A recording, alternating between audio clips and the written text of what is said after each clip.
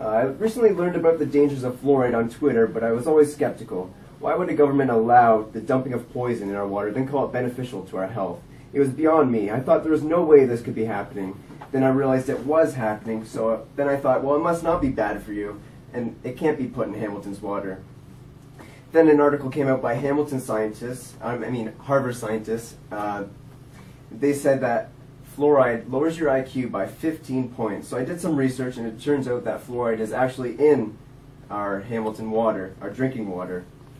Now, people always wonder how the people of Nazi Germany took everything that Hitler did. They went along with it. They were being fluoridated. They say Hitler added 3 parts per million to the fluoride. We get 0.6 of a millimeter here in Hamilton. But the truth is there's no real moderation of this. They just dump it in. Can you let the listeners know just how much fluoride is regulated in Hamilton, and do you think it's possible that we could be getting Nazi level of fluoride?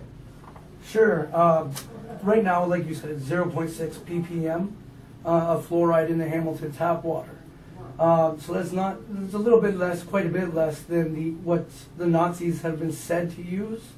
Now, it was a Dr. Charles Perkins who mentioned the use of fluoride by the Nazis. That hasn't been confirmed by any other source, so it is possible, but it is not 100%. Any kind of links to programs like what the Nazis did, we can see them here in Canada. Back in 1945, when it was started in Brantford, Ontario, the head medical officer of health, Dr. W.L. Hutton, was also the president of the Eugenics Society of Canada. He's the one that oversaw the addition of fluoride to Canada's tap water. And as for neurological development, you mentioned the Harvard study, which shows that it lowers IQ.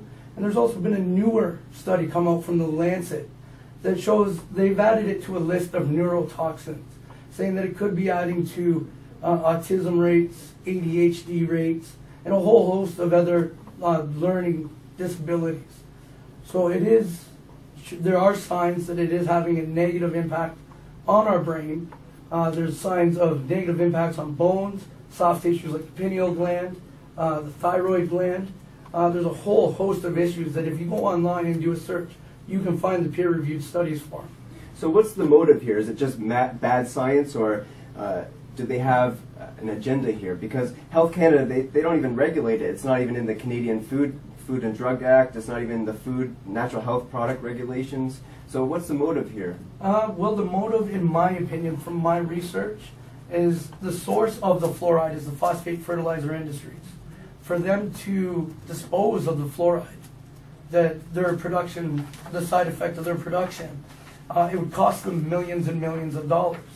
They've now turned that negative impact on their business into a profit. They're selling it to all the cities across North America. So they've turned a cost into a profit. Right. Here in Hamilton, we're spending upwards of $1 million a year to purchase and implement the fluoridation. So think of that in large scale.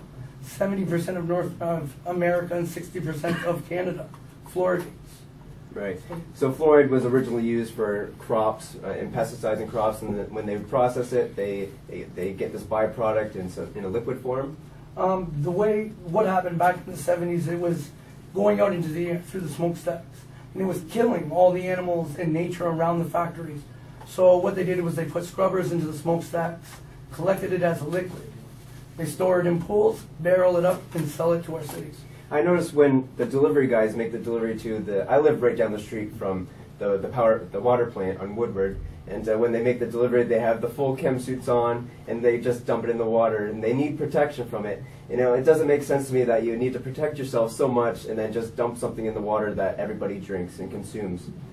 Actually, in Illinois, they had a spill, and it ate through the concrete. So I'm going to pass it over to Frank here to explain the kind of fluoride that they're using. I just want to make a correction. Actually, fluoride is in the Food and Drugs Act. Fluoride in its salts, stannous fluoride, which is used in toothpaste. But the type of fluoride that they're using is hydrofluosilicic acid. It's got different synonyms, you know, fluosilicic acid, hexafluosilicic acid. It's all the same stuff. And that has co-contaminants of arsenic, lead, and mercury in it, right? Yes, it does. A popular company that produces it is from Florida. We got here a hang on here, a quality certificate, and it says that it's got 46.75 parts per million of arsenic contaminated with it. So hydrofluosilicic acid, you know, it's got a material safety data sheet that the Woodward Water Treatment Plant has. The WMIS number is 000603888. And the chemical family, right on the material safety data sheet issued by WMIS, is called inorganic fluoride. Well, under the Canadian Environmental Protection Act, list of toxic substances, Schedule 1, number 40 lists inorganic fluorides as toxic substances. So the hydrofluorosilicic acid is not in the Food and Drugs Act, so it's not considered a drug legally, but it is considered a toxic substance legally. And under the criminal code, you know, it says you cannot administer people toxic substances. It's a noxious substance. So in essence, they are actually contravening the criminal code here. But if you want to get into some stuff, I spoke with the plant manager at Woodward Water Treatment Plant. I forget his name. But he straight up told me that they do not defluoridate the water as they allow it back into the lake.